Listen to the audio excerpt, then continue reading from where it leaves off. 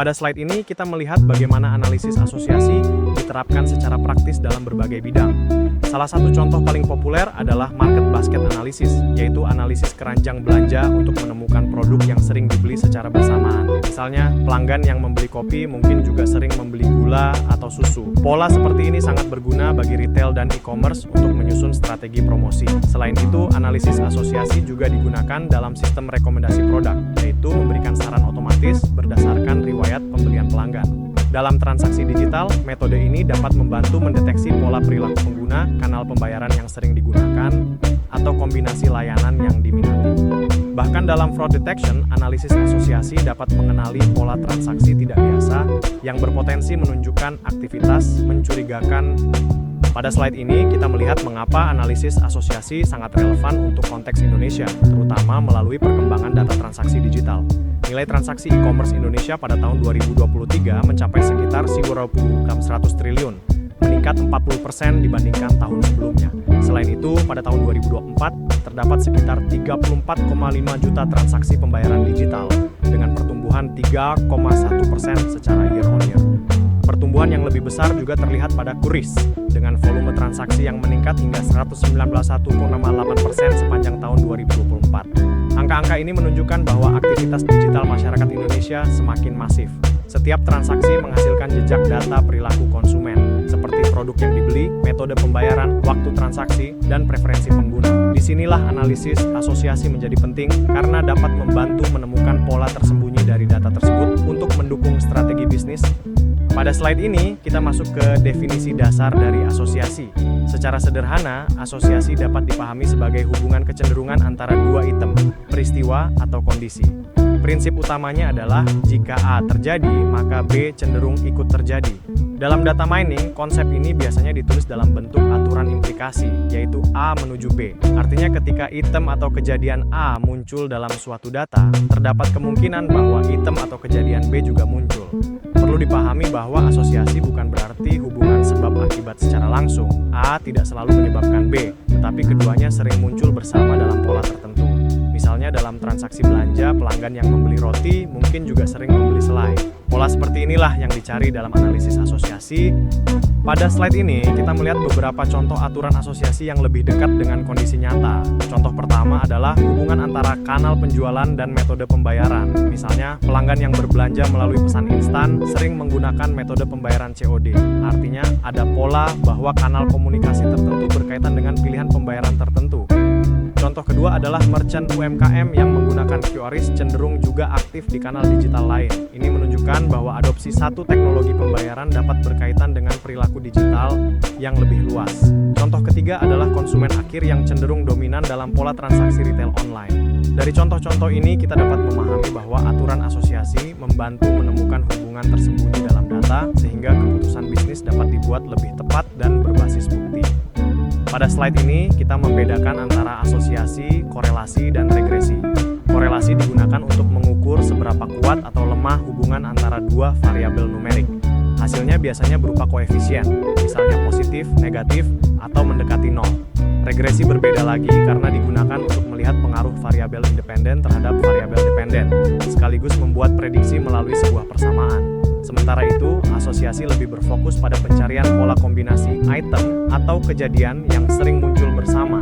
Hasilnya bukan koefisien atau persamaan, tetapi aturan seperti A menuju B. Misalnya, jika pelanggan membeli produk A, maka ada kecenderungan membeli produk B. Karena itu, analisis asosiasi sangat cocok digunakan pada konteks perilaku konsumen, transaksi digital, keranjang belanja, dan segmentasi operasional. Pada slide ini, kita membahas 3 ukuran utama yang digunakan dalam analisis asosiasi, yaitu support, confidence, dan lift. Pertama, support menunjukkan seberapa sering suatu kombinasi item muncul dalam seluruh transaksi. Semakin tinggi nilai support, semakin sering pola tersebut terjadi dalam data. Kedua, confidence menunjukkan seberapa besar kemungkinan item B muncul ketika item A sudah muncul.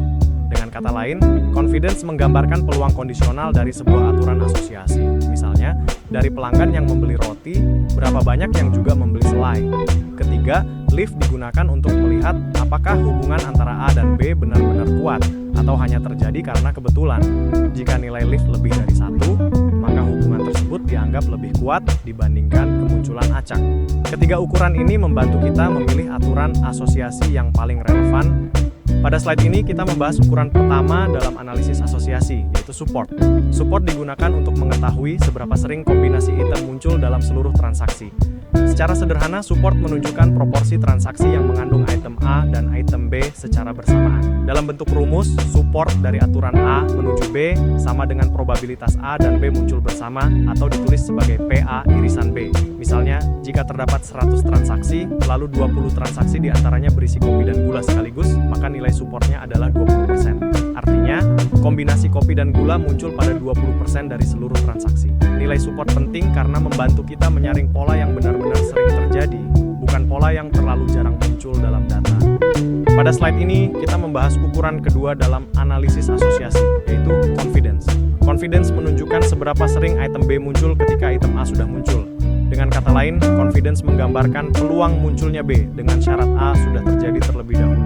Rumusnya adalah probabilitas A dan B muncul bersama, dibagi dengan probabilitas A. Contohnya, dari 30 transaksi yang berisi kopi, ternyata 24 transaksi juga berisi gula. Maka confidence untuk aturan kopi menuju gula adalah 24 dibagi 30, yaitu 80%. Artinya, ketika pelanggan membeli kopi, terdapat peluang 80% bahwa pelanggan tersebut juga membeli gula.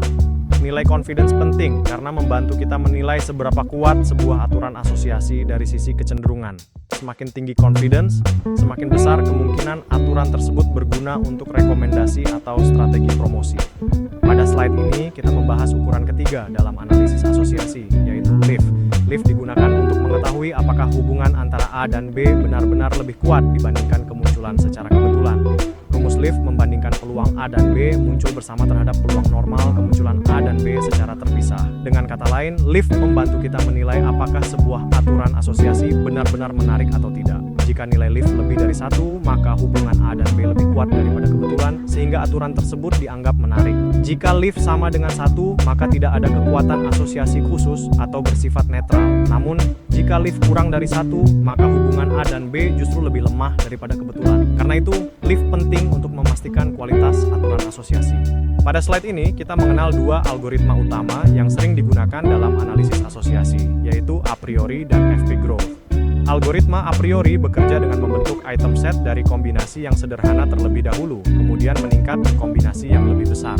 Setelah itu, algoritma akan menyeleksi kombinasi yang memenuhi batas minimum support. A priori mudah dipahami, sehingga sangat cocok digunakan untuk pembelajaran dasar dan dataset kecil hingga menengah.